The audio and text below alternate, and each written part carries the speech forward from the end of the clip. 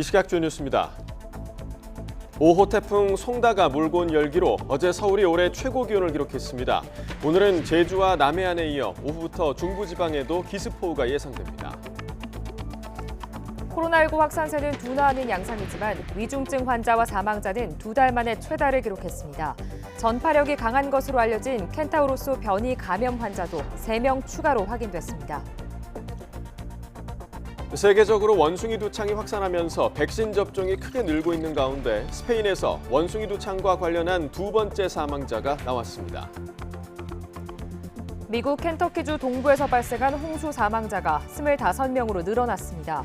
조 바이든 대통령은 켄터키의 연방 재난 지역을 선포하고 긴급 구원 자금 지원에 나섰습니다. 국민의힘에서 당 지도 체제를 비상대책위로 전환해야 한다는 목소리가 커지고 있습니다.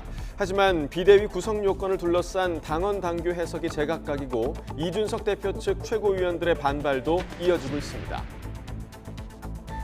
저학력, 저소득층의 국민의힘 지지자가 많다는 민주당 이재명 의원의 발언을 두고 논란이 이어지고 있습니다. 당 안팎에서 거센 비판이 이어지고 있지만 이 의원은 취지와 맥락을 자른 왜곡이라고 반박했습니다. 지난달 경찰 치안감 인사 번복 사태와 관련해 행정안전부에 파견된 경무관이 징계위원회에 넘겨졌습니다. 행안부는 이것이 경찰국이 필요한 이유라고 지적했습니다. 우크라이나군 포로 50여 명이 사망한 포로 수용소 폭격 사건의 파장이 확산하면서 어렵사리 성사된 곡물 수출 재개 합의까지 영향을 받지 않을까 우려되고 있습니다.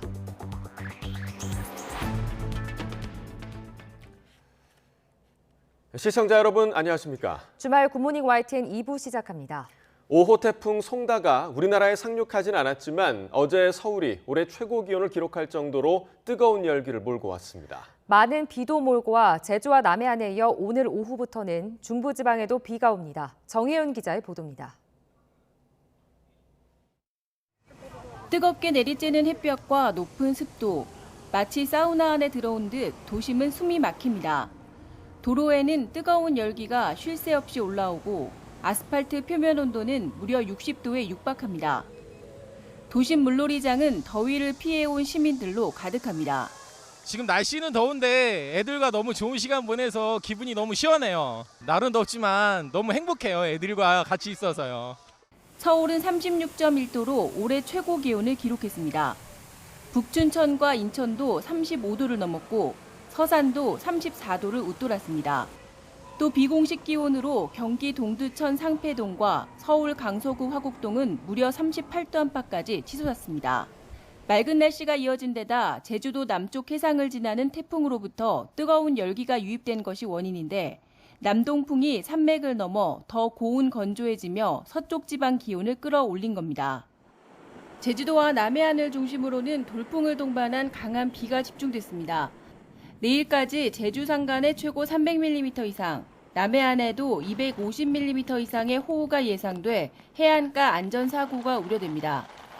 앞으로 더 강한 구름대가 제주도로 유입되면서 제주도에 더 강하고 많은 비가 내릴 것이고 그리고 이 비구름대가 고온다습한 공기를 머금은 공기가 단순히 제주도에만 영향을 주는 게 아니라 더 북상해서 남해안 그리고 내륙지방까지도 영향을 줄 것으로 전망이 되고 있기 때문에 특히 오늘 오후부터는 중부지방을 비롯한 전국에 비가 내리겠고 경기 북부와 서해안에는 내일까지 최고 120mm의 호우가 예상돼 기습호우에 대한 대비도 필요합니다. YTN 정혜윤입니다. 코로나19 확진자 증가폭이 다소 둔화하는 가운데 어젯밤 9시까지 전국에서 7만여 명의 신규 확진자가 나왔습니다. 어제 0시부터 밤 9시까지 전국 17개 시도에서 코로나19 확진자는 7만 191명으로 잠정 집계됐습니다.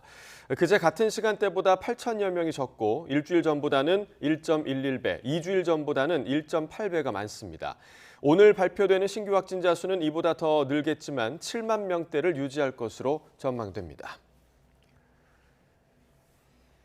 전국 대부분의 학교가 여름방학에 들어가면서 학생들의 교내 감염 위험은 줄었지만 방학 뒤 2학기가 걱정입니다. 개학 시기쯤 코로나 재유행이 정점에 이를 것이란 전망인데 교육당국은 정상 등교는 유지하면서도 수학여행 자제 등 방역을 강화하는 방안을 고심하고 있습니다. 신현준 기자입니다. 얼마 전 전주의 한 고등학교에서는 제주도로 수학여행을 갔던 학생과 교사 등 160여 명이 집단 감염됐습니다. 확진자가 나왔는데도 일정을 강행한 탓도 있지만 코로나19 재유행에 따른 확진자가 급증한 영향입니다. 여기에 방학과 휴가철을 맞아 학생들의 외부 활동이 늘어나면서 감염 우려는 여전합니다. 정부는 학원에 원격 수업을 권고했지만 강제가 아니어서 효과는 미지수입니다. 다행히 최고 30%를 넘었던 18살 이하 확진자 비중은 여름방학이 시작되면서 20% 아래로 떨어져 안정세를 보이고 있습니다. 문제는 2학기입니다. 8월 셋째 주에 전체 학교의 42.3%, 넷째 주에 38%가 개학하는데 이 시기가 재유행 정점과 맞물릴 수 있기 때문입니다. 8월 중순에서 말경에 25만 명 내외의 최대 규모 발생을 예상한 바 있습니다. 이보다 낮은 20만 명 수준의 정점이 예상보다 조기에 형성될 가능성도. 교육당국은 2학기에도 정상 등교 원칙을 유지하겠다는 방침입니다. 교육부는 철저한 방역체계 아래 2학기에도 정상 등교를 실시함으로써 학생들의 교육활동을 온전하게 유지하고자 합니다. 대신 예방 차원에서 교내 방역을 강화할 전망입니다. 집단 감염 우려가 큰 수학여행이나 체험활동 자제를 권고하거나 야외 수업에서 다시 마스크를 쓰게 하고 자가진단 앱으로 유증상자의 등교를 차단하는 방안 등이 검토되고 있습니다. 또 개학 전 자가검사 키트를 하고 등교하게 하거나 과거 정점 때처럼 주기적으로 검사하는 방법도 고려하는 것으로 전해졌습니다. 교육부는 조만간 2학기 학교 방역 강화 방안을 발표할 예정입니다. YTN 신현주입니다. 조 바이든 미국 대통령이 코로나19 재확진 판정을 받았습니다. 바이든 대통령 주치의인 케빈 오코너 박사는 현지 시간 30일 바이든 대통령이 이날 오전 검사에서 코로나19 양성 반응을 보였다며 팍스로비드 치료를 받은 일부 환자에서 발견되는 재발 사례라고 설명했습니다. 오코너 박사는 바이든 대통령은 무증상이고 상태는 굉장히 좋다며 이번 경우 추가 치료는 필요하지 않으며 면밀한 관찰을 이어갈 것이라고 설명했습니다. 윤석열 대통령이 이번 주 여름 휴가에 들어갑니다. 경찰국 신설 논란과 문자 유출 파문이 겹치면서 지지율이 추락해 휴가 동안 돌파구 마련에 골몰할 것으로 보이는데 대통령실 개편설까지 다시 흘러나오고 있습니다. 박소정 기자입니다. 취임 2달 즈음부터 인사 문제뿐 아니라 김건희 여사 사적 수행 논란과 여당의 내홍, 윤석열 대통령의 강경 발언 등이 겹치면서 부정평가는 쌓여갔습니다. 윤 대통령이 주문한 돌파구는 발로 뛰며 정책을 만들고 적극적으로 홍보해 스타 장관이 되어라. 일들 잘하고 이렇게 해서 스타 플레이어들이 많이 나오는 조직이 성공한 조직이다라는 얘기를 늘 해왔고, 바로 달라진 참모 장관들. 한 번도 언론 앞에 나선 적 없던 김대기 대통령 비서실장까지 브리핑에 나섰습니다. 그리고 윤 대통령은 출근길 약식회견에서 발언을 자제하면서 지지율 하락세도 소강 국면에 들어서는 듯했습니다. 사전에 어떤 범위로 한다든지 그런 거에 대해서 일절 언급하지 않는 것이 원칙이었습니다. 인권력 투입도 좀 고심을 하고 계시는 겁니까? 거기에 대해서는 더 답변 안 할게요. 대우조선 하청노사 협상이 극적으로 타결되면서 윤 대통령의 법과 원칙 메시지가 해결의 열쇠가 됐다는 평가도 나왔습니다.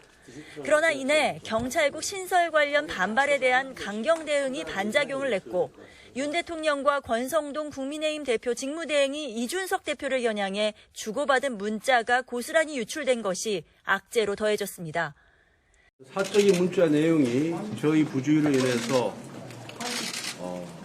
유출 공개되어서 국민 여러분들께 심려를 끼쳐드린 점에 대해서 사과와 해명에도 지지율은 30% 아래로 내려앉았습니다.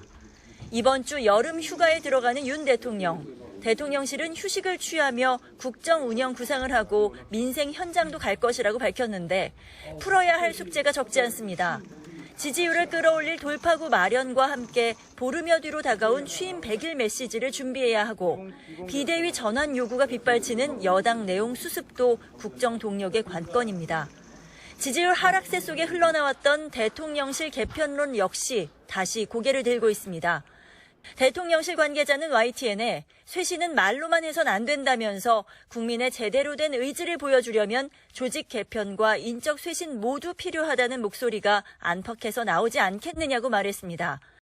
또 다른 관계자는 상황을 급반전시킬 뚜렷한 방책이 있을 수는 없다면서 한 걸음 한 걸음 국정을 진전시켜 신뢰를 얻어야 한다고 강조했습니다.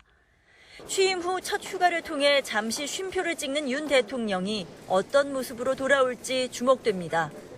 YTN 박소정입니다. 배현진 최고위원의 잦은 사퇴를 계기로 국민의힘에선 당 지도체제를 비상대책위로 전환해야 한다는 목소리가 커지고 있습니다. 하지만 비대위 충족 요건에 대한 당원 당규 해석이 제각각이고 또 이준석 대표 측 최고위원들도 강하게 반발하며 진통이 계속되고 있습니다. 김태민 기자의 보도입니다. 배현진 최고위원 사퇴에 초선 의원 집단 성명까지 이어지면서 국민의힘 권성동 대표 직무대행은 일단 비상대책위 체제를 수용하는 쪽으로 가닥을 잡았습니다. 여기에 조수진, 윤영석 최고위원 등이 추가로 거취를 고심하는 것으로 알려졌습니다. 정부에서는 따로 그런 말이 없었던 건가요? 권성동 원내대표께 좀 문의를 주시죠. 한 사람이 이렇게 단일하게 말씀을 주셔야. 만약 최고위원 추가 사퇴가 이어질 경우 비대위 전환이 한층 빨라질 수 있다는 분석이 나옵니다. 다만 비대위 구성의 선결 조건인 최고위원의 기능 상실 기준을 어떻게 해석할지에 대해선 의견이 분분합니다. 비대위를 찬성하는 쪽에선 현재 7명 중 최고위원 4명만 사퇴해도 된다고 보지만 전원 사퇴 없인 불가하다는 의견도 만만치 않습니다. 무엇보다 이준석 대표 측 최고위원들은 비대위 전환 움직임 자체에 제동을 걸고 있습니다. 김용태 최고위원은 부당한 압력에 떠밀릴지언정 원칙을 저버리지 않겠다며 반대 입장을 분명히 했습니다. 설사 비대위로 전환하더라도 권성동 직무대행이 비대위원장을 임명할 권한도 없다고 강조했습니다. 정미경 최고위원도 입맛대로 당원 당규를 해석해 비대위를 꾸리는 건 꼼수로 비칠 뿐 아니라 더 큰 혼란을 불러올 것이라고 반발했습니다. 이 같은 난맥상을 수습해야 할 권 직무대행은 조만간 의원들을 직접 만나며 당내 여론 수렴에 나설 예정입니다. 대표님, 최고위원 전원 사퇴해야 비대위 전환되는 게 맞을까요? 당원 당규사 해석만 좀 말씀 주세요. 일각에선 집권여당 안정화란 절박한 명분이 당원 당규를 뛰어넘어 비대위 전환을 재촉할 거란 전망도 나오는데 비대위가 현실화할 경우 대표직 복귀가 무산되는 이준석 대표가 어떻게 대응할지도 핵심 변수로 꼽힙니다. YTN 김태민입니다. 저학력 또 저소득층의 국민의힘 지지자가 많다는 더불어민주당 이재명 의원의 발언 여파가 주말까지 이어졌습니다. 이틀째 당 안팎에서 거센 비판이 나왔는데 이 의원은 취지와 맥락을 자른 왜곡이라고 반발하며 물러서지 않았습니다. 김경수 기자의 보도입니다. 유력 당권 주자인 이재명 의원은 강원도 강릉을 방문해 영동 지역 지지자와 만났습니다. 저소득층의 국민의힘 지지자가 많다는 발언이 당권 레이스 초반부터 설화 논란을 빚자 정면 대응에 나섰습니다. 월소득 200만 원 미만 유권자 상당수가 윤석열 대통령을 찍었다는 기사를 소개하며 언론이 앞뒤를 잘라 왜곡했다고 반박했습니다. 자신에게 피해를 끼치는 반서민 정당인 국민의힘을 지지하는 게 안타깝다. 왜 이렇게 됐을까? 여러 가지 이유가 있겠지만 잘못된 왜곡된 정보 때문에 그럴 가능성이 많다. 틀린 말 했습니까? 국민 편가르기란 여당의 비판에 대해선 부자 감세 정책을 펴는 정부 여당이 국민을 갈라치는 정치 세력이라고 맞받았습니다. 또 김혜경 씨 법인카드 의혹으로 조사받은 참고인 남성이 숨진 것을 자신과 엮는 여권 공세에도 직격탄을 날렸습니다. 어떻게 그런 발상을 할 수가 있는지 의문스러운데 그런 것은 바람직하지 않는 그 악성 그 뭐라고 그럴까요? 주술적 사고 이런 데 영향을 받던 게 아닌가 그런 안타까운 생각이 듭니다. 반면 당권 경쟁자인 박용진 의원은 이 의원이 언론 탓, 국민 탓을 하며 사과해야 할 순간에 변명만 하고 있다고 돌직구를 날렸습니다. 정치인은 모든 원인을 자신에게 찾아야 한다며 이재명의 길은 민주당의 길이 아니라고 차별화했습니다. 또 다른 97 주자인 강훈식 의원은 다만 초반부터 불붙은 신경전 참전 대신 비공개로 중앙위원을 접촉하며 비전 제시에 주력했습니다. 강 의원은 이와 함께 주말 사이 박 의원과 97 단일화 논의를 이어가며 비명연대 결성 가능성도 타진할 방침입니다. YTN 김경수입니다. 지난달 경찰 치안감 인사 번복 사태와 관련해 행정안전부에 파견된 경무관이 징계위원회에 넘겨졌습니다. 대통령실과 협의된 최종 인사안인지 제대로 확인하지 않은 채 경찰청에 전달해 혼란을 초래했다는 건데 행안부는 이게 경찰국이 필요한 이유라고 꼬집었습니다. 전준영 기자입니다. 지난달 21일 오후 7시가 넘은 시각 돌연 경찰청이 치안감 인사를 발표했습니다. 사전 예고도 없이 갑작스럽게 이루어진 이례적인 경찰 고위직 인사였는데 불과 2시간 만에 다시 번복됐습니다.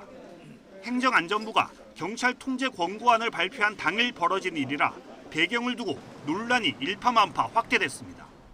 결국 경찰 고위직 인사권을 행안부 장관이 틀어지고 정권의 입맛에 맞게 길들일 우려가 높다는 것입니다. 이게 현실화된다면 경찰 지휘부는 행안부 눈치만 보다가 이상민 행안부 장관은 경찰청이 대통령 결재 전 자체적으로 먼저 공지해 이 사달이 났다고 맹비난했고 아마 경찰청 안에서 그 기한을 만드는 과정에서 착오가 있었던 것 같고요. 대통령님은 나중에 확인해 보시면 알겠지만 10시 좀 전에 결재를 한 번 하셨고요. 윤석열 대통령도 국기문란이라는 단어까지 써가며 경찰 비강 잡기에 나섰습니다. 아주 중대한 국기문란 아니면은 이거는 어이없는 공무원으로서 할 수 없는 그런 과오라고 볼 수 있습니다. 당시 행안부와 의사소통이 제대로 되지 않은 게 원인이라고 해명했던 경찰청은 행안부의 치안정책관으로 파견됐던 임모 경무관을 최근 징계위원회에 넘겼습니다. 국무조정실 조사 결과 치안정책관이 행안부 장관 지시를 받고도 최종 인사안을 제대로 확인하지 않아 혼선이 빚어졌다는 겁니다. 경찰청은 당시 장관 지시가 인사를 차질 없도록 진행하라는 거였다며 장관이 치안정책관과 인사안을 공유한 적은 없는 것으로 조사됐다고도 덧붙였습니다. 이에 대해 행안부는 치안정책관이 경찰청에서 파견돼 이런 일이 발생했다고 꼬집었습니다. 바로 이런 게 행안부 안에 경찰 관련 조직을 만들어야 하는 이유라며 경찰국 설치 필요성도 거듭 강조했습니다. 경찰청은 총경급인 인사 담당관과 홍보 담당관도 내부 협의를 성실하게 하지 않았다며 직권 경고했습니다. 또 행안부 파견 치안정책관과 경찰청 인사 담당관은 올해 하반기에 인사 조치할 방침입니다. YTN 전준영입니다. 탈북어민 강제 북송 의혹을 수사하고 있는 검찰은 위법한 북송이라는 판단에 무게를 두는 모습입니다.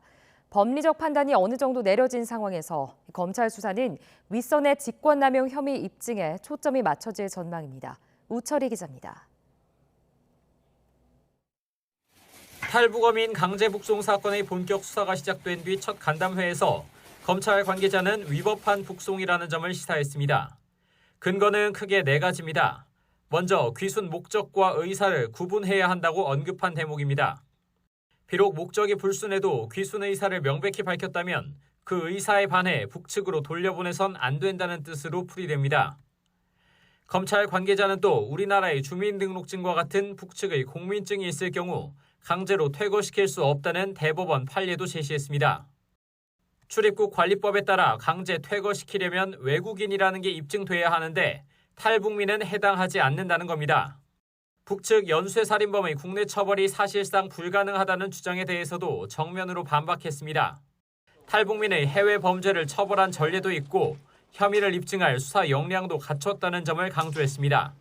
마지막으로 통치 행위 또한 법률에 근거해야 한다면서 사법적 판단의 영역이 아니라는 주장에 대해서도 선을 그었습니다.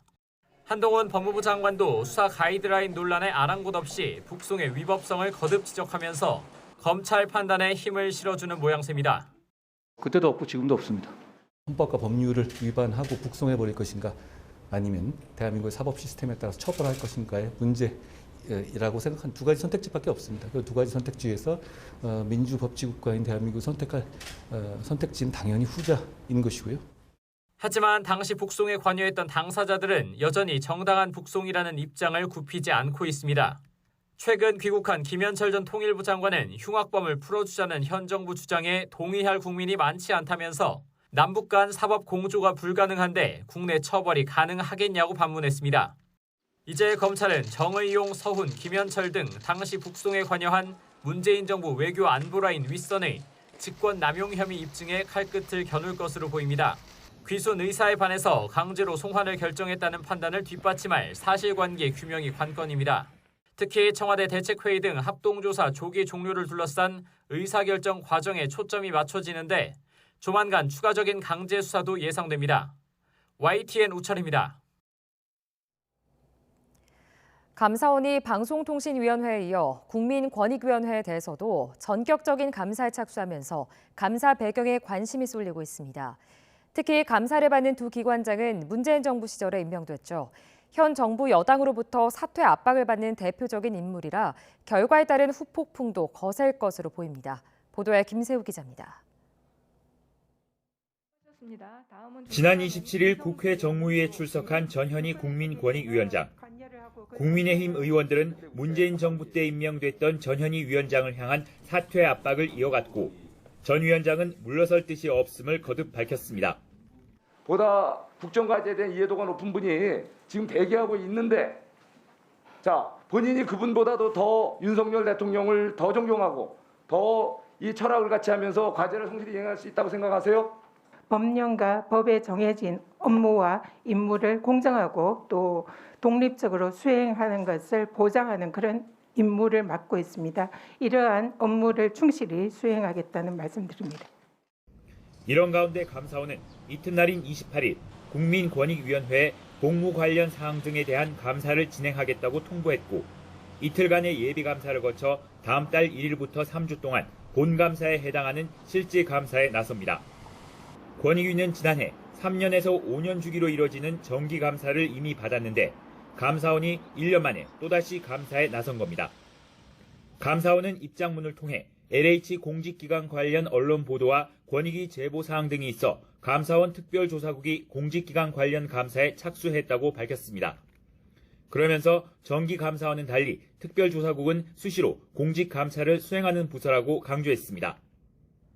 방송통신위원회도 지난 25일부터 감사원 감사 인력 10여 명이 투입돼 실질 감사를 받고 있는데 포렌식 기법까지 동원되고 있는 것으로 전해졌습니다.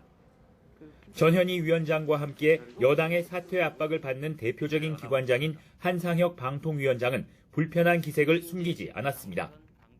개인적으로는 정기감사라는 업무 범위를 다소 넘어서는 것 아닌가 하는 개인적인 우려는 가지고 있습니다. 앞서 감사원은 지난 6일 한국개발연구원에도 감사 관련 자료 제출을 요구했고 이에 홍장표 전 원장도 사퇴 압력으로 느꼈다고 말했습니다. 감사원은 지금까지 감사와 관련해 정치적 의도는 없다고 거듭 강조하고 있지만 감사 결과에 따라 정치적 후폭풍은 거셀 것으로 보입니다. YTN 김세호입니다.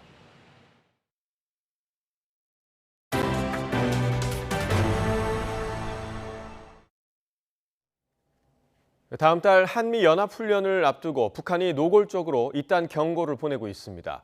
북한이 비난전에 이어 고강도 도발에 나설 가능성이 높아 다음 달 하순이 남북관계 분수령이 될 것이란 우려가 나오고 있습니다. 이교준 기자의 보도입니다.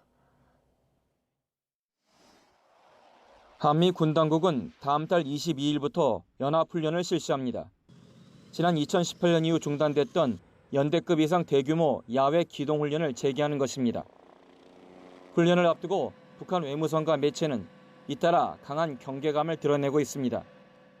북한 입장을 대변하는 제1번 조선인 총연합회 기관지 조선신보는 한미연합훈련 수위에 따라 상응 조치가 취해질 수 있다고 경고했습니다. 앞서 김정은 국무위원장은 지난 27일 정전협정 체결 69주년 기념연설에서 한미연합훈련을 거론하며 강도 높게 비난했습니다. 우리 국가의 안전을 엄중히 위협하는 대규모 합동군사 연습들을 뻗어시 벌려놓고 있는 이중적 행태는 말 그대로 강도적인 것이며 이는 조미 관계를 더 이상 되돌리기 힘든 한계점으로 격돌 상태로 몰아가고 있습니다. 항공모함 등 미군의 전략 자산이 한반도에 대거 전개될 경우 북한의 거센 반발이 예상됩니다. 핵무기 투하 능력이 가능한 그런 그 전략 자산들이 한반도에 전개된다면 김정은 위원장 또 북한에서 굉장히 거기에 대한 반발이 있을 것 같고요. 그 과정에서 이제 북한의 핵실험의 가능성들도 열려질 수도 있습니다. 그래서 이 점에서 다음 달 한미 연합훈련이 남북 관계에 중대 고비가 될 것이란 우려가 나오고 있습니다.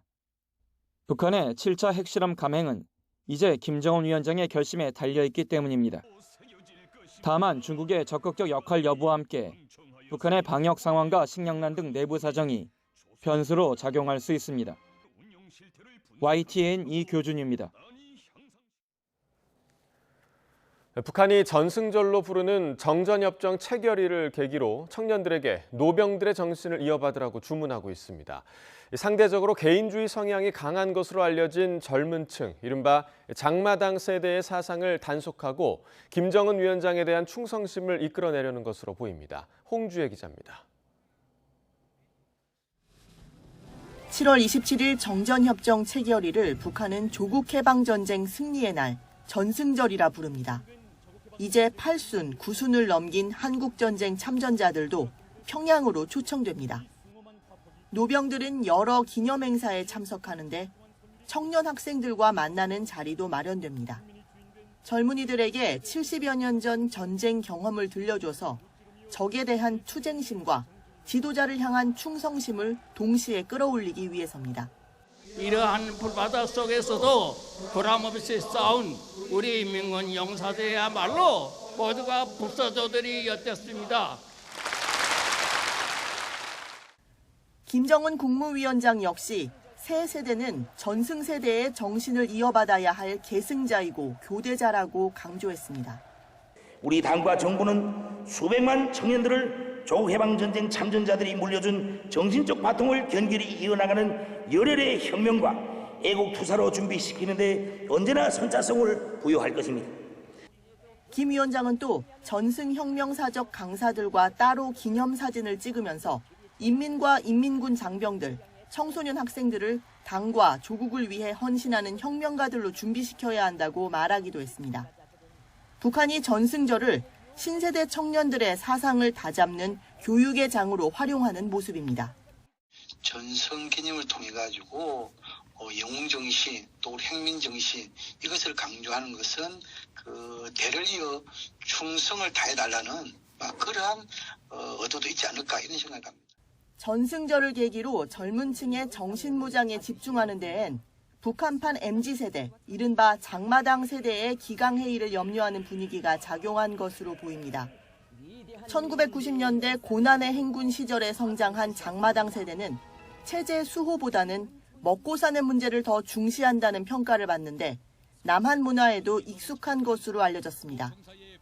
때문에 북한은 재작년 말 남측 영상을 유포한 사람에게 최대 사형을 선고할 수 있게 하는 반동사상문화배격법을 제정하는 등 청년층 단속의 고삐를 꾸준히 쥐고 있습니다. YTN 홍주혜입니다.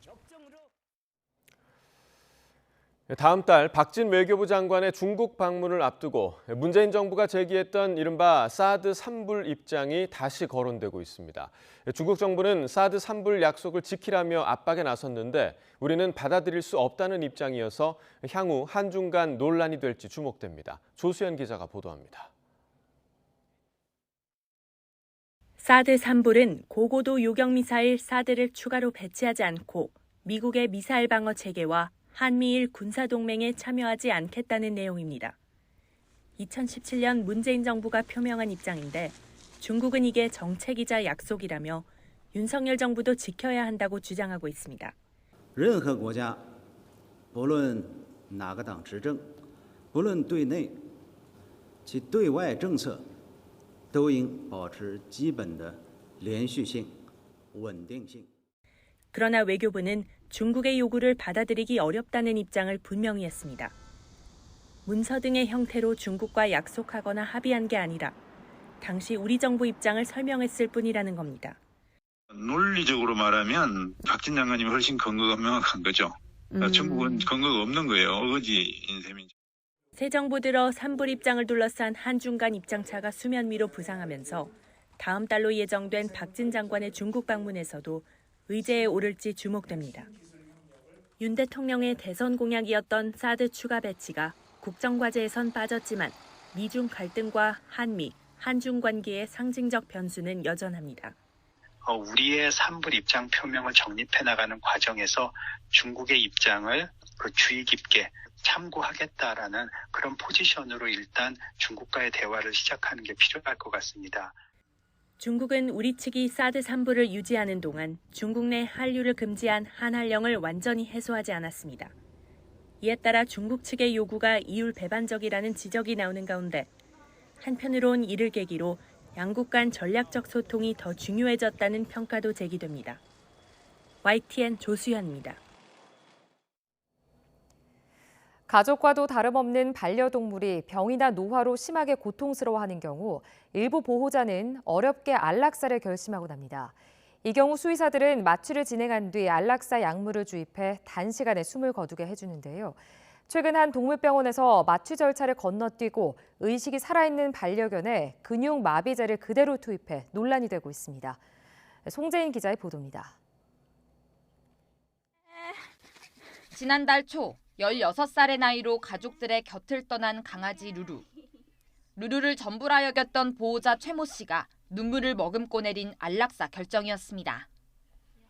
밤새 물과 피를 토하길 반복할 정도로 노쇠한 루루에게 더 이상의 연명은 고통일 뿐이란 수의사의 말에 결심을 굳혔습니다.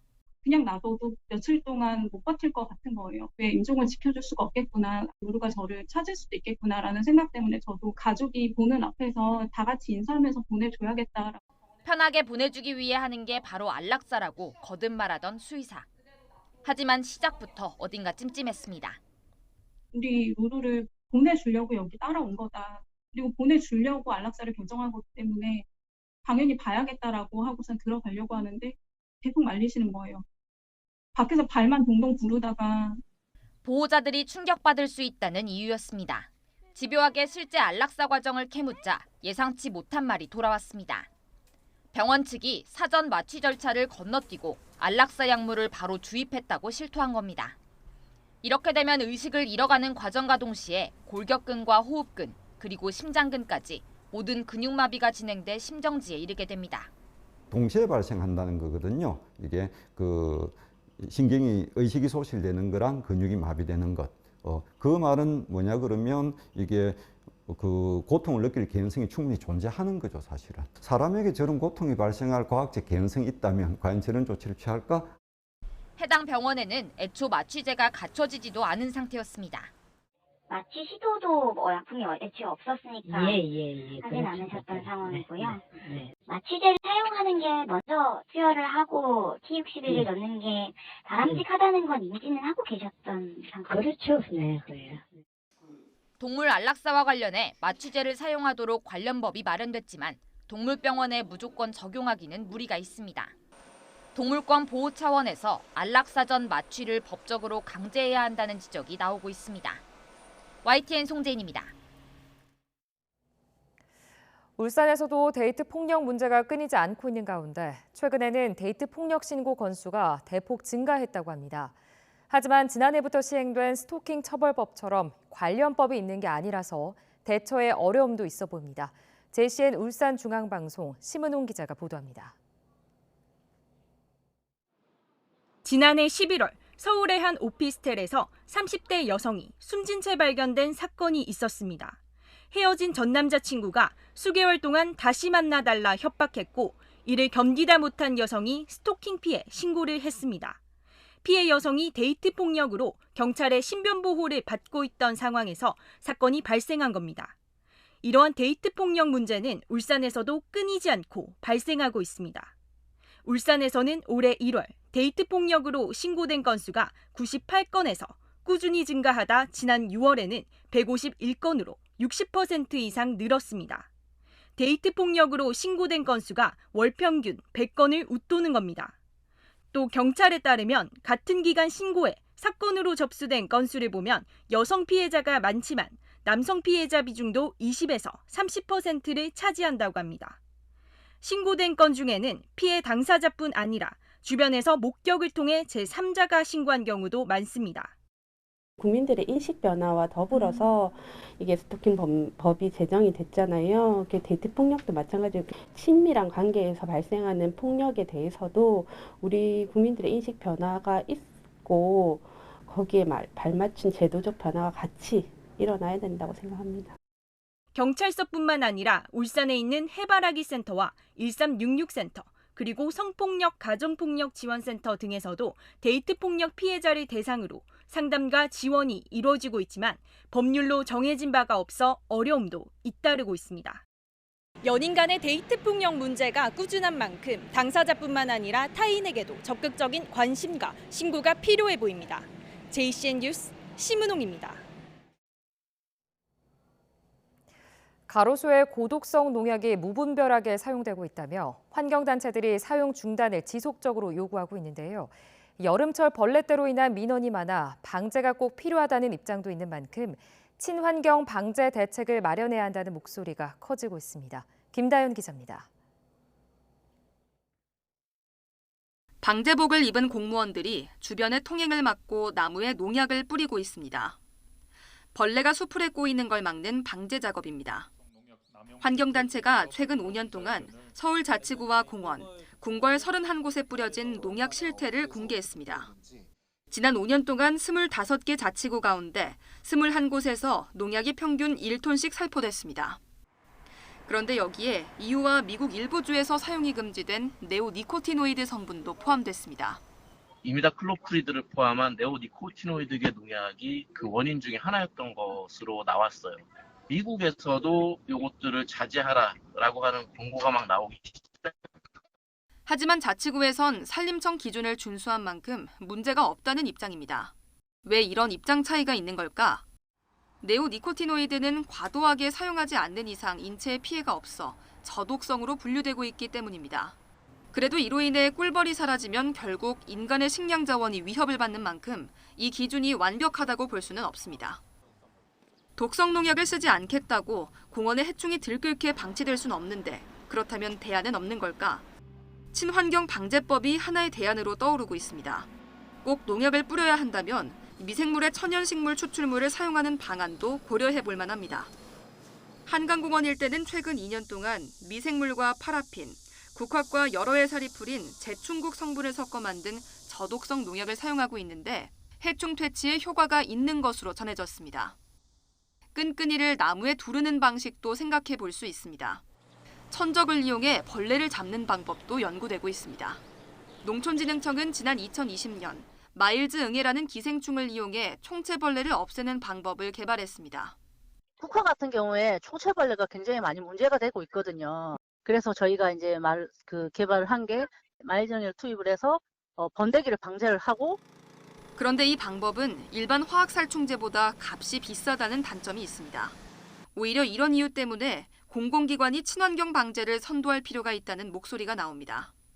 일단 유효기간이 짧고 대량 생산이 쉽지 않으니까 비용이 높아요. 친환경적인 거에 사람들이 비용 지불을 할 수 있는가가 문제지. 앞으로는 그렇게 가야 돼요. 당연히. 해충을 피하기 위한 방제는 불가피하지만 자연과의 공존도 생각해야 하는 건 결국 공공의 관점에서 접근해야 하기 때문입니다. YTN 김다현입니다. 경찰청을 행안부 장관이 행정적으로 지원하기 위한 경찰국을 신설하는 네, 행정안전부를 비롯한 정부와 경찰의 갈등이 계속되는 가운데 지난 26일 국무회의에서 경찰국 신설을 포함한 행안부 직제 개정령안이 의결됐습니다. 경찰 행정을 투명하게 한다는 게 주요 취지입니다. 검찰청은 법무부 검찰국이, 국세청은 기획재정부 세제실이 견제하는 것처럼 경찰청도 행안부 차원의 관리 감독이 필요하다는 겁니다. 이걸 두고 경찰의 정치적 중립성과 독립성을 훼손한다는 비판과 더불어 과거 내무부 치안본부를 회귀라는 내부 반발이 있습니다. 지난 23일 유사명 울산 중부경찰서장 주도하에 전국 총경 350여 명이 경찰국 신설 등 윤석열 정부 경찰개혁에 반대 목소리를 냈습니다. 장관의 통제를 받는 방식으로 하는 것은 과거로 회귀한다 하는 류총경은 복무규정 위반을 이유로 대기 발령됐고 국무회의를 통과한 것은 졸속일 뿐만 아니라 국회의 입법권을 침해하고 행정안전부 이상민 장관은 해당 회의가 하나회의 12.12 쿠데타에 준하는 상황이라고 강도 높게 비판했습니다. 무장할 수 있는 조직이 정부의 시책을 반대하는 것은 대단히 위험합니다. 하나회가 12.12 쿠데타를 일으킨 것이 바로 이러한 시작에서 비롯된 것입니다. 뒤이어 경찰이 열기로 했던 14만 전체 경찰 회의를 자진 철회하면서 경찰국에 대한 내부 반발은 다소 소강 국면을 맞았지만 여전히 불법적인 경찰국 설치를 국회가 입법적으로 시정해 줄 걸 믿는다며 우려를 표명하고 있습니다. 경찰의 징계가 지나치다. 그럼에도 경찰의 집단 행동은 부적절하다. 이런 두 여론이 충돌하는 상황입니다. 집단적으로 반발한다는 것이 국가의 기강문란이 될 수 있습니다. 지난 4월 여야 합의를 거친 일명 검수완박 법안이 9월부터 시행되는 가운데 강화된 경찰 조직에 대한 통제 수단이 필요하다는 목소리가 나오고 있습니다. 일각에서는 윤석열 대통령이 과거 검찰총장 시절 검경 수사권 조정에 강한 거부감을 가졌던 만큼 이번 상황을 경찰에 대한 통제 드라이브로 보는 시선도 있습니다. 더불어 경찰의 집단 행동을 둘러싼 논란 속에 검로경불이라는 단어까지 등장했습니다. 과거 위기가 올 때마다 평감사 회의 등을 개최한 검찰 조직의 단체 행동과 이번 총경회의를 바라보는 현 정부의 시선이 이중잣대가 아니냐는 비판입니다. 공무원의 집단 행동은 금지돼 있습니다. 검사들의 집단 행동은 적법합니까? 그것과는 다른 것입니다. 경찰국 신설안은 다음 달 2일 공포와 동시에 곧바로 시행됩니다. 행안부는 시행령 입법 예고 기간도 40일에서 4일로 대폭 줄여서 해당 안건의 속전속결 처리를 공식화하기도 했습니다. 행안부 장관의 경찰 직접 통제는 민주주의 역사를 거스르는 퇴행이라며 경찰 내 다수 구성원이 정부 방침을 연일 비판하고 있는데요. 이걸 둘러싼 갈등은 당분간 이어질 것으로 보입니다.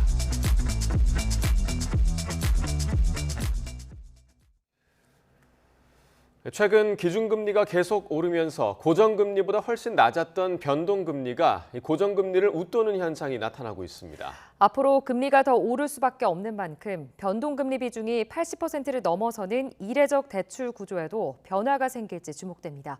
강희경 기자입니다. 30대 A씨는 3년간 고정금리를 유지한 뒤 변동금리로 전환하는 조건으로 3억여 원의 주택담보대출을 받았습니다. 이제 6개월 뒤면 변동금리로 바뀌는데 은행에 가서 상담을 받은 뒤 고민이 많아졌습니다. 2.7%였던 대출금리가 최소 0.6에서 0.7%포인트 오르고 앞으로도 계속 오를 거라는 답변을 들은 겁니다. 월세나 아니면 전세 중에 집값을 이제 좀 저렴한 거를 구입을 하는 방식으로 좀 가든지 출퇴근 시간을 포기하고 더 멀리 가서 조금 저렴한 집을 찾아보는 방식을 해야든지 그런. 대출금리는 미래에 대한 불확실성이 반영된 고정금리가 대체로 더 높습니다. 그러나 최근 기준금리 인상 여파 등으로 변동금리가 더 높아지는 역전 현상이 발생하고 있습니다. 실제 4대 주요 시중은행의 주택담보대출 금리 현황을 보면 국민은행은 사실상 같은 수준이고 다른 세 곳은 모두 변동형이 고정형보다 높습니다. 여기에 기준금리가 더 오를 예정인 만큼 변동금리와 고정금리의 격차도 더 벌어질 것으로 보입니다. 기존 대출자들의 경우 변동금리에서 고정금리로 갈아타는 방안을 고려해볼 만한 시점입니다. 다만 은행별로 조건이 다른 만큼 강화된 대출 규제에 걸리는 부분은 없는지 중도 상환 수수료는 면제받을 수 있는지 등을 확인해야 합니다. 중도 상환 수수료가 혹시 있는지 그리고 이제 DSR 때문에 대출 한도가 줄어들 수 있기 때문에 그런 부분들을 좀 따져보고 결정하는 것이 중요할 것 같습니다. 새로 대출을 받는 사람들은 고정형이 유리할 수 있지만 금리가 떨어질 경우 등을 대비해 유불리를 따져볼 필요가 있습니다. 지난 5월 기준 신규 가계대출 가운데 변동금리 비중은 82.6%. 본격적인 금리 상승기에 접어든 만큼 대출자들이 더 안전한 고정금리를 외면했던 이례적 대출 구조에도 변화가 생길 가능성이 커졌습니다.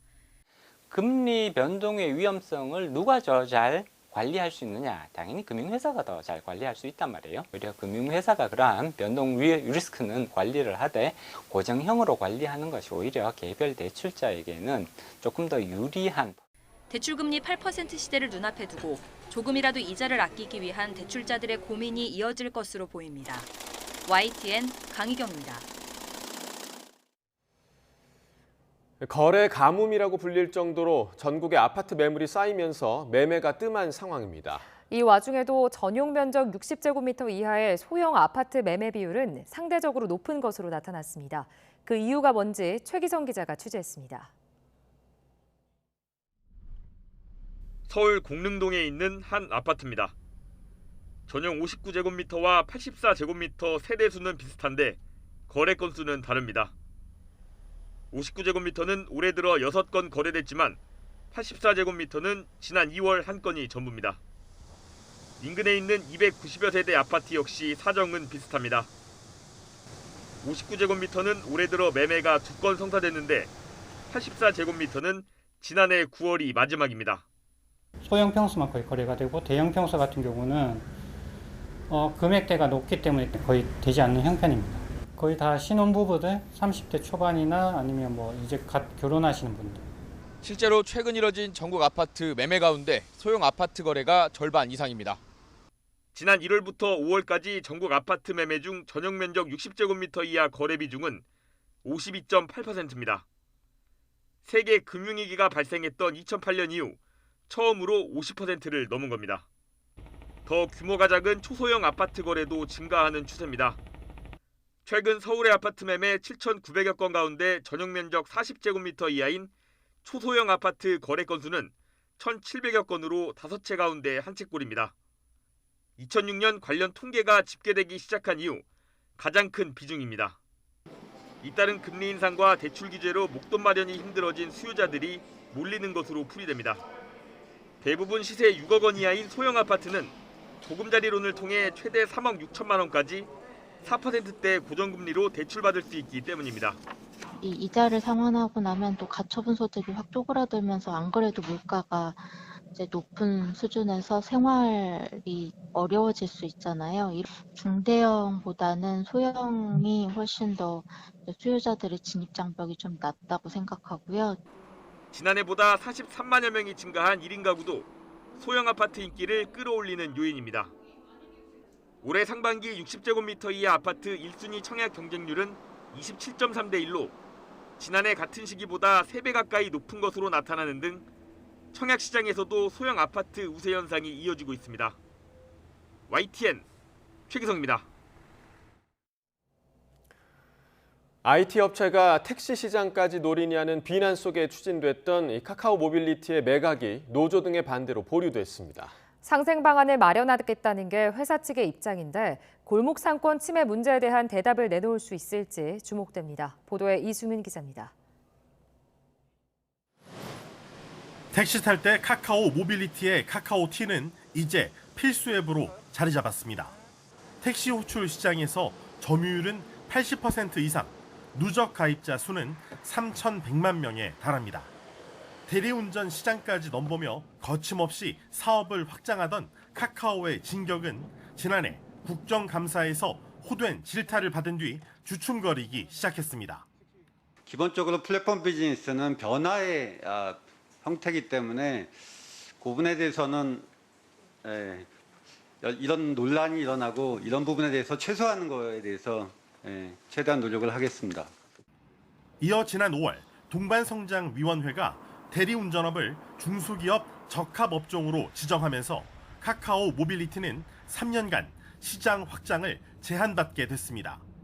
골목 상권 침해 논란 속에 주가도 하락하자 카카오는 카카오 모빌리티의 지분을 국내 최대 사모펀드인 MBK 파트너스에 파는 방안을 추진했습니다.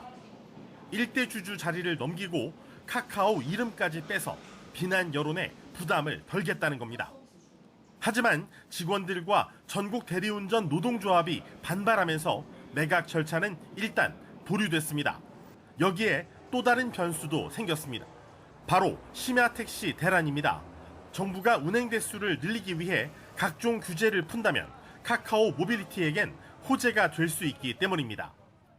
4명 중에 3사람은 이 심야 시간에 택시를 잡을 수 없다는 겁니다. 이것은 저희는 우리 시민들이 수용할 수 있는 정도를 넘어섰다라고 보고 있고요. 국민들이 수용할 수 있는 그 국민 수용성이 뒷받침돼야 되기 때문에 사회와 함께 성장할 수 있는 상생 방안을 조만간 내놓을 테니 그때까지 기다려달라는 카카오 모빌리티. 하지만 IT 공룡의 문어발식 확장이라는 근본적인 문제까지 해결할 수 있을지는 의문입니다. YTN 이승윤입니다. 인기 드라마 이상한 변호사 우영우에서도 그려졌듯이 장애인이 일자리를 가지는 건 하늘의 별 따기와 같습니다. 대부분 단기 계약의 단순 작업만 반복하는 장애인들, 우리 사회가 장애 특성에 맞는 일자리를 만들어야 한다는 지적이 많습니다. LG 헬로TV 김수정 기자가 보도합니다. 발달장애인 박준우 씨는 최근 다니던 공공기관을 나와 다시 지역센터를 찾았습니다. 1년의 계약 기간이 끝나면서 일자리를 잃은 겁니다. 박 씨는 진로를 고민하다 요양보호사를 준비하고 있습니다. 청소 업무 같은 거 맡았어요. 인허하다가 면접 보고 나서 떨어졌어요. 그냥 여기에서 계속 일하고 싶어요. 지체와 발달장애가 있는 정수영 씨의 직업은 늘 바뀝니다. 병원 청소부터 창원의 공공자전거를 닦는 일을 하다 지금은 한 공기업에서 수조 관리를 하고 있습니다. 이 일도 이제 6개월째, 내년 이맘때는 또 무슨 일을 하게 될지 모릅니다. 6개월 정도 같이 일을 해봤는데 또 이게 또 어떻게 될지 모르고 또 바뀔 수도 있거든요. 소통에 대해서는 조금 느릴 뿐이거든요. 우리 친구들이 소통이 조금 느릴 뿐이지 절대 어디 가서 빠릿빠릿하게 이렇게 못 움직이는 뿐이지. 장애인을 위한 일자리가 만들어지고는 있지만 이렇게 부실합니다. 장애 특성은 다양한데 청소나 주차 안내 같은 단순 노동으로 한정적인 겁니다. 게다가 주 15시간 미만의 초단기 근로자가 많고 퇴직금을 주지 않기 위해 11개월 근로자를 뽑는 꼼수 채용도 일쑤입니다. 장애인 의무고용 부담금을 내지 않기 위한 수단인 셈입니다. 장애인들이 숙련된 일을 할 수 있는 기회를 상실하고 직업적 안정성을 손실하게 되고 또 경제적으로도 자기 자신의 미래 전망을 계획하는 데 있어서 어려움이 많을 것으로 생각합니다. 장애인 각자가 스스로 결정해서 일할 수 있는 자리를 많이 확대할 필요가 있는데 민간 기업의 장애인 의무 고용률 3.1%, 공공기관 3.6%. 단순히 수치를 채우기 위한 장애인 의무 고용보다 탄탄한 일자리 그리고 장애 특성에 맞는 직무 개발이 먼저 필요한 때입니다. 헬로티비 뉴스 김수정입니다.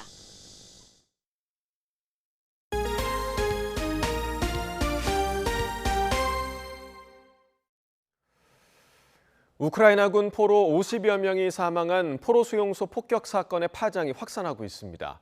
우크라이나와 러시아가 공격의 배후로 서로를 비난하는 가운데 어렵사리 성사된 곡물 수출 재개 합의까지 영향을 받지 않을까 우려되고 있습니다. 보도에 이상순 기자입니다. 아조우스탈 제철소 투사 등 우크라이나군 포로가 수용돼 있던 포로 수용소입니다. 친러시아 분리주의 반군인 자칭 도네츠크 인민공화국이 통제하고 있는 올레니우카에 있습니다. 현지 시간 금요일 폭격을 당했습니다. 53 погибших, 71 раненых. Цифры могут измениться. Почему? Потому что изначально, вы знаете, цифра была 40-75. Сейчас по уточненным данным цифра такая. Потому кто-то умер, не доехав в больницу. 러시아 국방부는 즉각 우크라이나군을 비난했습니다. 우크라이나군이 러시아의 포로가 되지 못하도록 의도적으로 유혈 도발을 감행했다는 겁니다. Сегодня ночью киевским режимом была целенаправленно совершена кровавая провокация по следственному изолятору в районе населенного пункта Еленовка, в котором содержатся военнопленные украинские военнослужащие, в том числе боевики формирования Азов. 하지만 우크라이나는 러시아를 테러 국가로 지정해야 한다면서 강력히 반발하고 있습니다. 러시아가 포로 고문과 처형 사실을 은폐하려고 전쟁 범죄 혐의를 뒤집어 씌우려 한다고도 했습니다. Кожен окупант, який знущається з українців, який катує, вбиває, повинен знати, що відплата за це буде. Навіть якщо хтось з російських вбивць сподівається, що нібито їх не притягнуть до відповідальності, що вони нібито десь ховаються, хай знають, вони будуть відповідати в будь-якому випадку. 폭격 다음 날 우크라이나 키이우에선 규탄 시위가 열렸습니다. Азов, герої України! Азов, герої України! 이번에 숨진 아조스탈 투사들의 유족은 눈물을 쏟으며 러시아에 대해 분노했습니다. Хіба можна так іздіватися? Вони ж ждали додому повернення, а їх узяли і унічтожили. Як можна так? Як можна? Тих дітей убили просто всіх. 같은 날 우크라이나 동부 하르키우의 직업학교는 러시아의 S-300 미사일을 맞고 완전히 파괴됐습니다. 또 흑해 인근의 항구 도시 미콜라이우도 러시아의 미사일 공격으로 5명이 숨지고 7명이 다쳤습니다. 계속되는 러시아의 비인도적 공격 행위로 본격 재개가 임박한 우크라이나의 곡물과 비료 수출 합의가 영향을 받을 수도 있다는 우려가 커지고 있습니다. YTN 이상순입니다. 원숭이 두창 발병이 전 세계 78개국에서 18,000건을 넘어서는 등 확산세가 심상치 않습니다. 유럽에서도 첫 사망자가 나온 가운데 백신을 맞으려는 사람들도 늘고 있는데요. 세계보건기구 WHO는 비상사태를 선포한 데 이어 방역 지침도 자세히 발표했습니다. 이어진 기자가 보도합니다. 미국 뉴욕의 한 백신 센터. 원숭이 두창 백신을 맞으려는 사람들이 긴 줄을 섰습니다. 세계보건기구 WHO가 비상사태를 선포하면서 경각심이 더 높아졌습니다. It's a horrible skin disorder and it can have a lot of reactions in your health because it's not only outside in your skin, it's inside of your body that you have all of that damage. 최근 어린이까지 걸린 사례가 나오며 공포심도 커졌습니다. That's the case. It's something that anybody could get. There's been children, I think 2 or 3 children already caught it, and other people can't get it. So I think it is an emergency. 프랑스 파리 백신 센터도 사람들로 북적입니다. 이곳은 원숭이 두창 백신 접종을 고지한 지 이틀 만에 예약이 마감됐습니다.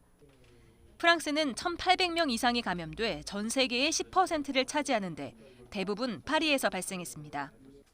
최근 몇 주 동안 전국에 100개 이상의 백신 센터가 문을 열었고 6,000명 이상이 접종했습니다.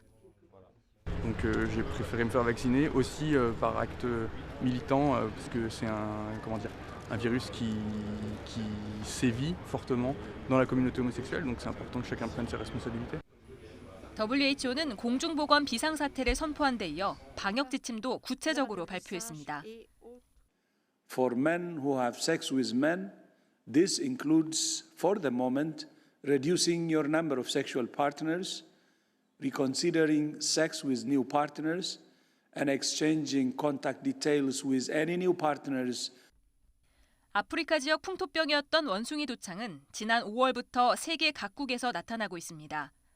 6월까지만 해도 3,000명 정도였던 감염자가 한 달 사이 6배로 늘어나는 등 유럽을 중심으로 빠르게 확산하고 있습니다. YTN 이여진입니다. 인도네시아 하면 먼저 관광지 발리가 떠오르실 텐데요. 이 발리를 포함해 인도네시아 전역에서 구제역이 발생해 이웃한 호주와 뉴질랜드에 비상이 걸렸습니다. 호주에 구제역이 발생한다면 전 세계는 물론 우리나라도 영향이 불가피합니다. 임수근 기자입니다. 지난 5월 초 발생한 인도네시아 구제역이 이제는 22개 지역에서 42만 마리가 감염될 정도로 확산하고 있습니다. 인도네시아 방역 당국이 구제역 확산 방지에 총력을 기울이고 있지만 백신과 전문 인력 부족으로 애를 먹고 있습니다. 특히 지난 10일 가축을 제물로 바친 뒤 이를 이웃과 나눠 먹는 이슬람 명절을 앞두고 가축 이동이 많았던 것도 확산을 키웠습니다. 축산업계는 구제역으로 지금까지 1조 8천억 원의 피해가 발생한 것으로 추산하고 있습니다. Mati 3 tapi yang dijual itu 7. jual paksa. 인도네시아 구제역에 이웃한 축산국 호주와 뉴질랜드가 비상입니다. 호주 정부는 구제역이 상륙할 경우 최대 800억 호주 달러, 약 73조 원 정도의 피해를 예상했습니다.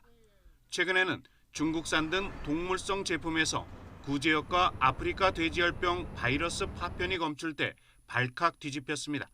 This is the first time that I'm aware of that they have been discovered in a retail setting. But again, I want to assure people that our systems have worked.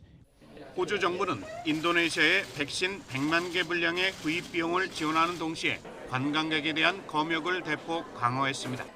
하지만 호주 축산업계는 인도네시아에서 오는 항공편 중단과 국경 폐쇄를 요구하고 있습니다.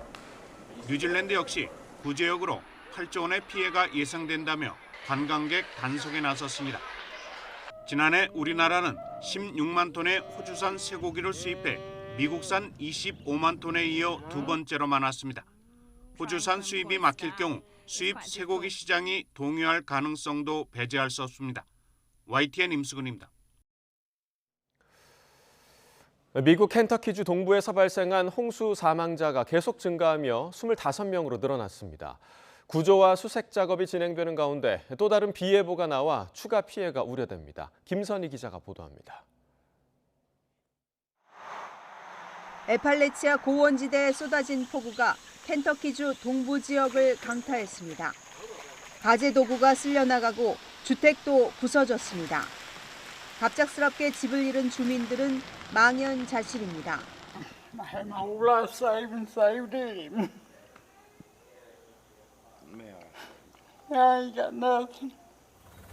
하늘에서 내려다본 마을은 거의 물에 잠겨 어디가 경계인지 구분도 되지 않습니다. 현재까지 수십 명이 사망했는데 다시 비 예보가 나오며 추가 피해가 우려됩니다. 기상청은 이번 주 목요일까지 천둥을 동반한 폭우로 다시 홍수를 예보한 상태입니다.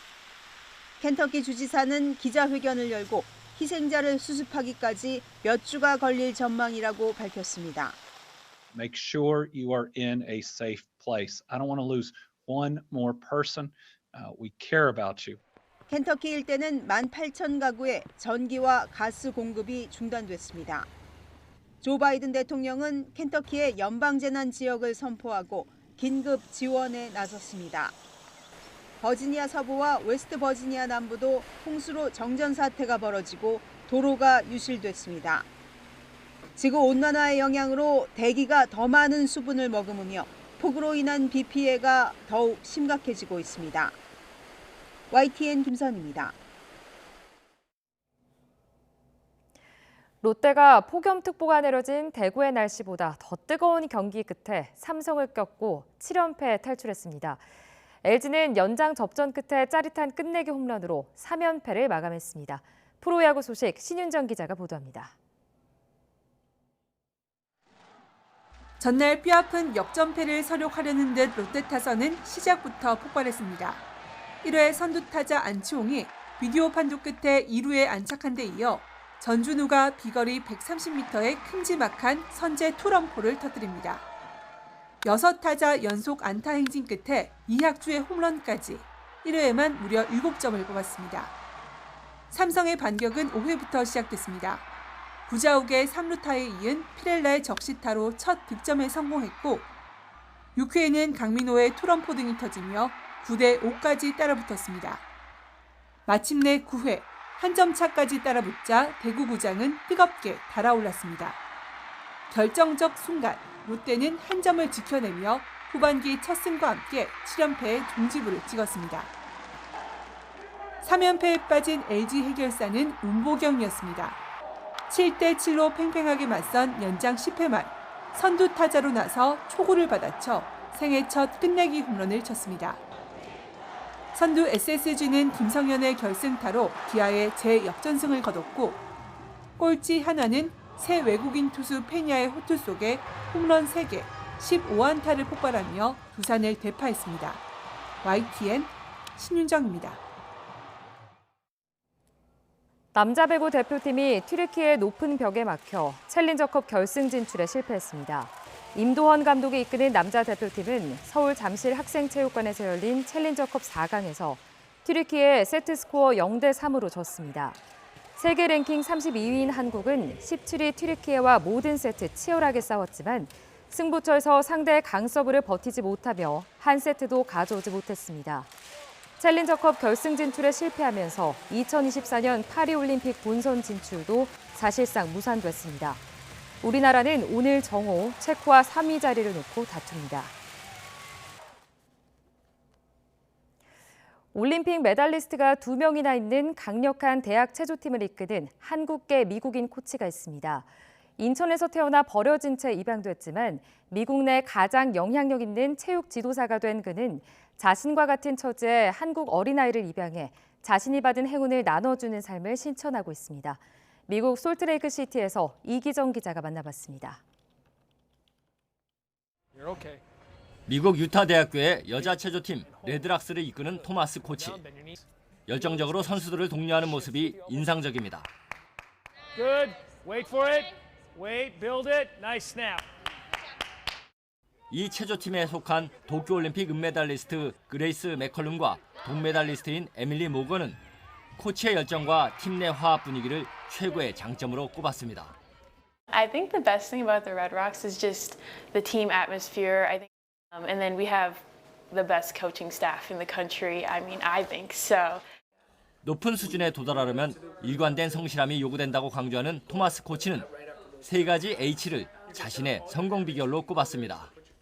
I have 3 H's. The one thing that I strive to do with our athletes is keep them happy, keep them healthy, and keep them hungry. 토마스 코치는 1973년 바구니에 담긴 채 인천시청 앞에 버려졌던 아이였습니다. 미국에 입양돼 주변에 많은 사랑을 받고 성장한 그는 자신과 같은 처지의 남자아이를 인천에서 입양해 살고 있습니다. I just consider myself very lucky. So when I was little, I was 12 when I made the determination that I wanted to give back and adopt a Korean. And so that's why he's here. 전미 대학 랭킹 2위의 체조팀을 이끌고 있는 토마스 코치는 내년에 아들과 함께 고향인 한국을 방문할 계획입니다. 스포츠 지도자로 성공하면서 사회로부터 받은 것을 환원하겠다는 그의 이야기가 한인 사회는 물론 미국 체육계에도 깊은 감동을 전해주고 있습니다. 미국 솔트레이크 시티에서 YTN 이기정입니다.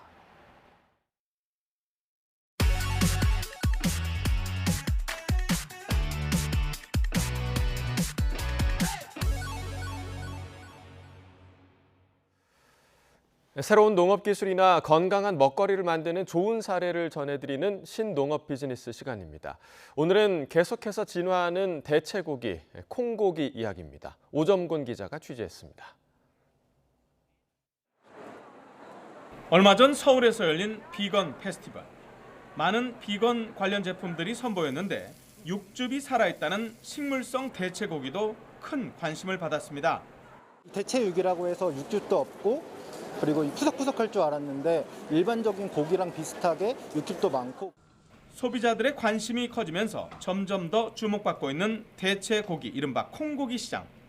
네, 보통 콩고기는요, 콩과 밀가루를 섞어서 만드는데요. 이른바 육즙이 살아있다고 하는 이 식물성 고기는 밀가루를 전혀 사용하지 않는다고 합니다. 소화가 잘 안 되는 글루텐 성분 때문입니다. 대신에 자체 개발한 식물성 결착제를 사용합니다. 해바라기 기름 등으로 만든 식물성 지방, 그리고 빨간색 비트 등이 들어간 식물성 피까지 섞었습니다.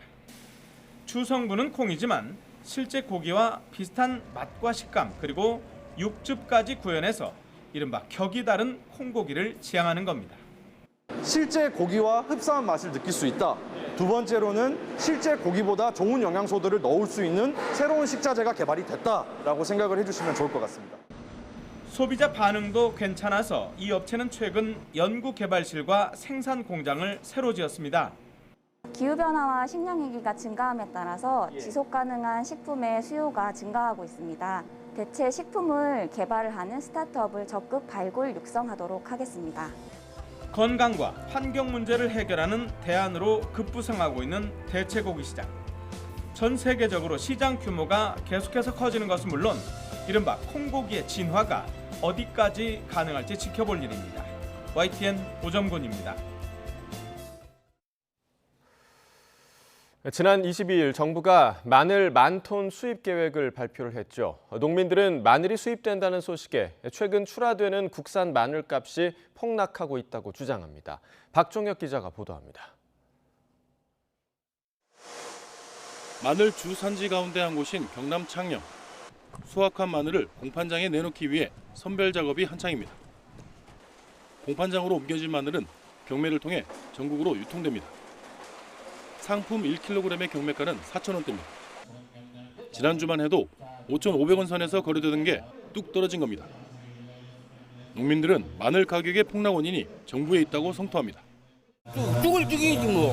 정부에서 농민들 지금 죽이는 거 아이가. 정부 수입해 본다고 다 죽는 게라 지금. 정부는 치솟는 물가를 잡기 위해 깐 마늘과 통마늘 등 마늘 10,000톤가량을 수입한다고 지난 22일 발표했습니다. 360%던 관세는 50%로 크게 내립니다. 이 수입 마늘이 다음 달에 일반 소비자에게 풀린다는 소식에 국산 마늘 가격이 10% 이상 떨어진 겁니다. 마음이 급해진 농민들이 출하를 서두르면서 가격 하락이 가속화하는 상황. 그렇지 않아도 기름값 인상 등으로 생산비 부담이 커지던 차에 농민들 마음은 타들어갑니다. 올해 18만 원에 마늘 수확을 했습니다. 유류대가 너무 많이 인상이 되어가지고 마늘 수확을 하려고 하면 전부 다 농기계로 해야 되는데 농민들은 유통 과정에도 문제가 있다며 개선을 촉구하고 있습니다. 마트에 가서 1kg에 13,500원에 유통이 되고 있습니다. 그러면 그 유통 과정이 8,500원이라는 게 붙고 있습니다.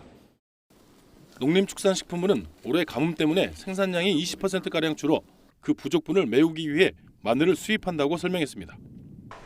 또 마늘 가격은 출하 시기 후반부에 늘 떨어졌다며 정부의 마늘 수입 발표 때문에 가격이 떨어진 것은 아니라고 덧붙였습니다. YTN 박종영입니다. 드론 기술이 빠르게 발전하면서 그 활용 영역도 점차 확대되고 있는데요. 드론이 자율비행으로 해수욕장에 음식을 배달하는 서비스가 첫 선을 보였습니다. 송세혁 기자가 취재했습니다.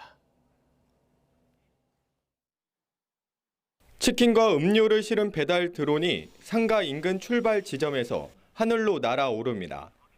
드론은 최고 70m 고도로 해안선을 따라 날아가 손님이 기다리는 해수욕장 착륙장에 도착합니다. 비행 속도는 초속 15m, 배달 지점까지 2km를 날아가는데 3분이 채 걸리지 않습니다. 또 사람이 조종하지 않아도 지정된 출발 지점과 배달 지점을 자율비행으로 오갑니다. 하늘을 날아와 배달된 간식을 받은 피서객들은 신기하기만 합니다. 신기하고 너무 재밌었고 저희 아이들도 되게 재밌어서 전화나 현장 직원을 통해 주문을 받고 한 번에 최대 무게 5kg까지 드론에 실어 음식을 배달할 수 있습니다. 치킨과 피자, 회 등 주문 가능한 음식 종류도 다양합니다. 지금은 한 곳에 불과한 배달 지점도 추가할 예정입니다. 배송이나 이런 문제가 한 군데로 국한이 돼 있으니까 그 부분만 조금 앞으로 수정만 하면은 앞으로 이거 활용도 엄청나게 넓게 쓸 수 있지 않나. 시범 사업 기간인 다음 달 말까지 배달비는 무료입니다. 육상 배송보다는 더 저렴한 가격으로 계속 이용하실 수 있게 저희가 준비를 하고 있습니다. 강원도는 드론 배달 서비스를 대형 리조트와 지역 상권을 연결하는 사업으로 확대할 계획입니다. YTN 송세혁입니다.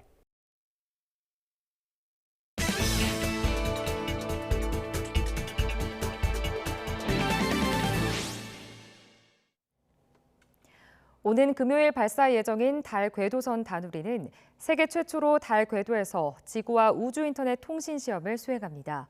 전 세계적으로 우주 인터넷 통신 표준화가 진행 중인데 세계 첫 시도인 만큼 우리 기술이 세계 표준으로 자리 잡을지 주목됩니다. 이성규 기자입니다. 일명 노드라고 불리는 0.8kg의 우주 인터넷 장치입니다. 다누리에 탑재된 우주 인터넷 장치는 다누리와 지구 사이에서 일종의 통신기지 역할을 합니다. 기존 위성이 지상국과 통신할 때는 지상국이 위성의 정보를 받을 수 있는 위치에 위성이 있어야만 가능했습니다. 하지만 지상국과 위성 사이에 노드, 즉 우주 인터넷 장치가 달린 위성이 많으면 노드와 노드, 지상국을 통해 정보 전달이 가능해져 거의 실시간에 가까운 송수신이 이루어집니다.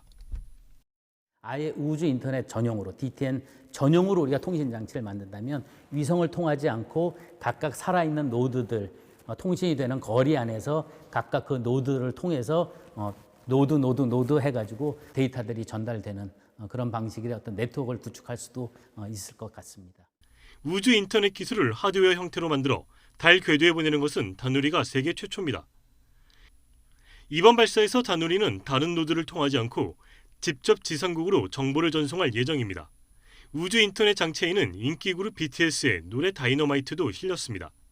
다누리는 연료 전략을 위해 먼 거리를 돌아 달로 가는데 어느 시점에 전송할지는 현재 논의 중입니다. 우주 인터넷은 전 세계적으로 표준화가 진행 중으로 이번 시험이 성공할 경우 우리 기술이 국제 표준으로 인정받을 가능성이 커질 전망입니다. 거기에 적용됐던 기술이 국제 표준을 제정하는 데 있어서 상당한 영향력을 줄 수 있을 거다. 그러면 이제 우리가 어떤 우주통신에서의 기술 강국으로 발돋움하는데 큰 역할을 할 수 있다. 뭐 저는 이렇게 보고 있습니다. 미국은 유인 달 탐사와 함께 추진하는 달 궤도 우주 정거장에 이런 방식의 우주 인터넷 기술을 적용할 계획입니다. 우리나라는 2031년 발사 예정인 달 착륙선에 이 기술을 적용할 예정입니다. YTN 사이언스 이성규입니다. 차세대 친환경 에너지인 수소를 어떻게 하면 저렴한 비용으로 많이 생산할 수 있을까? 전 세계 과학자들이 연구하고 있는데요. 국내 연구자들이 귀한 백금이 아닌 값싼 금속을 이용해 많은 수소를 뽑아내는 기반 기술을 개발해 주목받고 있습니다. 김진두 기자입니다. 하얀색의 천을 잘라 장비 안에 넣습니다. 900도가 넘는 열을 가하자 천은 검은색으로 변한 겁니다. 천을 태워 이른바 탄화시킨 건데 이렇게 하면 전기가 흐를 수 있습니다. 천을 니켈 금속 용액 안에 넣어 전기를 흘려주면 표면에 금속층이 단단하게 결합합니다. 니켈 선보다는 표면적이 넓어 반응이 잘 일어나는 새로운 소재로 탈바꿈한 것입니다. 탄화 공정 같은 경우는 2000도씨에서 공정이 이루어지는데 저희 같은 경우에는 그것보다 더 낮은 온도인 950도에서 탄화 공정을 이뤘기 때문에 그렇게 표면적이 넓은 구조로 전기 도금이 가능했던 것 같습니다. 이렇게 만들어진 소재를 물에 넣어 전기를 흘리자 기포가 만들어집니다. 청정 에너지인 수소입니다. 반대편 니켈에 철과 코발트를 추가로 코팅한 소재에서는 산소가 발생합니다. 기존 가장 효율이 높았던 고가의 기금속, 백금으로 만든 전극보다 무려 20배나 많은 수소를 얻을 수 있었습니다. 특수한 표면 처리를 유도를 해서 안정적인 금속과의 결합을 유도를 함에 따라서 이런 높은 전류 밀도에서도 안정적으로 구동할 수 있었습니다. 특히 이 전극은 낮은 전압에서도 수소가 나오고 강한 전압에서도 금속이 떨어지지 않고 2000시간 이상 유지되는 안정성을 보였습니다. 비기금속을 가지고 기금속 촉매를 대체할 수 있는 성능을 구현할 수 있다는 것이고요. 2000mAh의 높은 전류밀도에서도 이렇게 오랫동안 구동 안정성을 갖춘 것은 지금까지 전 세계적으로 보고가 되어 있지 않습니다. 값싼 소재를 이용해 안정적으로 수소를 대량 생산할 수 있게 된 것입니다. 이번 연구 결과는 영국 왕립학회에서 발간하는 에너지 앤 인바이러먼트 사이언스에 게재됐습니다. YTN 김희두입니다. 어머니와 같은 따뜻한 빛을 머금은 달동네 풍경을 그리는 작가가 있습니다. 또 빛을 화두로 삼아 악유와 안료로 직접 물감을 만드는 화가도 있습니다. 한 땀 한 땀 빛을 그려내는 작가들을 김태현 기자가 만나봤습니다. 어린 시절의 기억을 바탕으로 작가가 상상으로 그려낸 달동네 풍경이 캔버스를 가득 채웁니다. 따닥따닥 붙어있는 판자촌 풍경은 마지막에 불빛을 그려넣으며 활용 점정으로 완성됩니다. 작가는 밝은 빛이 있는 길을 통해 시선이 작품 전체를 따라가도록 그렸습니다. 은은한 불빛이 담긴 이 그림은 화면 양옆의 산등성이와 가운데 배치된 집들이 원근감을 극대화합니다. 하늘을 하얗고 노란빛으로 채색해 헤아릴 수 없이 많은 집들을 그려냈습니다. 흰눈이 지붕을 뒤덮은 판자촌의 설경입니다. 가로로 길게 펼쳐져 아득한 느낌을 주는 이 작품은 오후의 햇살로 온화함을 선사합니다. 작가는 초라한 풍경 속에도 고향의 정과 온기를 담아냈습니다. 모든 분들이 지치고 힘들 때 찾아가면 언제든지 받아주는 그런 따뜻한 고향 같은 그런 편안함과 온기를 느끼게 하고 싶습니다. 입체감이 돋보이는 작품들은 수많은 반복 작업을 거쳐 탄생합니다. 캔버스 위에 한지를 한 장 한 장 붙이고 채색하는 파피의 콜레의 기법을 썼습니다.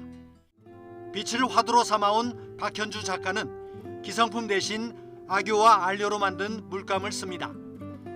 공들여 만든 바탕지에 물감을 중첩하고 뿌려서 추상 작업을 이어갑니다. 독특한 색감을 내기 위해 금박도 한 장 한 장 입힙니다. 시간의 흔적들이 쌓이며 탄생한 작품들입니다.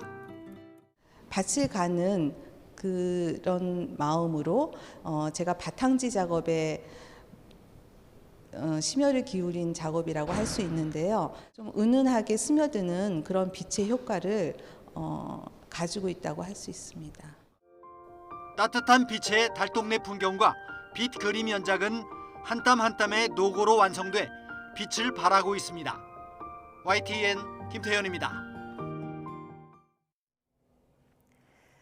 지난 2월 발발한 우크라이나전이 5달 넘게 지속하고 있습니다. 우크라이나전은 평화에 대한 우리의 착각을 깨는 계기가 됐는데요. 참혹함 너머에 숨겨진 전쟁의 의미를 마주하는 책들을 김지선 기자가 소개합니다. 무너진 건물과 불에 탄 들판, 그리고 그 위로 계속되는 폭격. 우크라이나 시골의 농부는 더는 수확할 수 없는 땅을 바라보며 중요한 질문을 던집니다.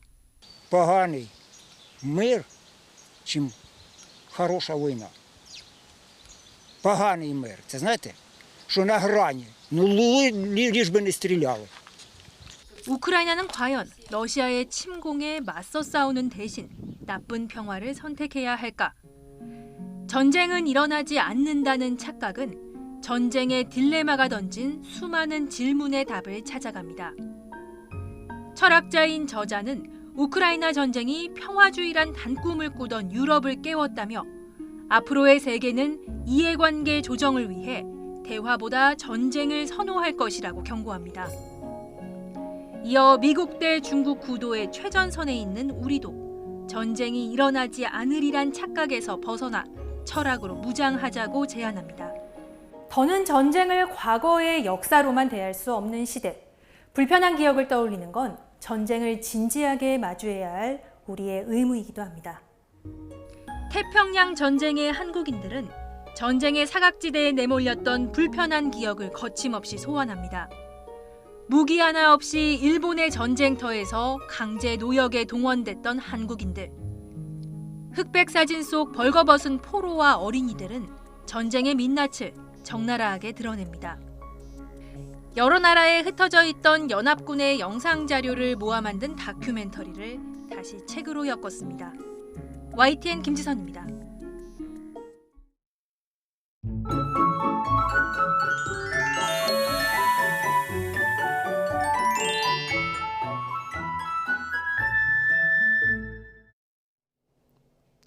현재 태풍 송다의 간접 영향으로 전국 곳곳에 비가 내리고 있는데요. 태풍 송다는 중국 상하이 북동쪽 해상에서 북서진하고 있습니다. 밤 사이에는 열대 저압부로 약화할 것으로 보입니다. 태풍이 북상함에 따라 서해 남부 해상에는 태풍주의보가 내려졌고 그 밖에 서해상과 남해상, 제주해상에는 풍랑주의보가 발효 중입니다. 특히 전남 해안과 제주도에는 너울성 파도까지 높게 일겠고요. 바람도 초속 20에서 30m 안팎으로 무척 강하게 불겠습니다. 피서객들은 해안가 안전사고에 각별히 주의해 주시기 바랍니다.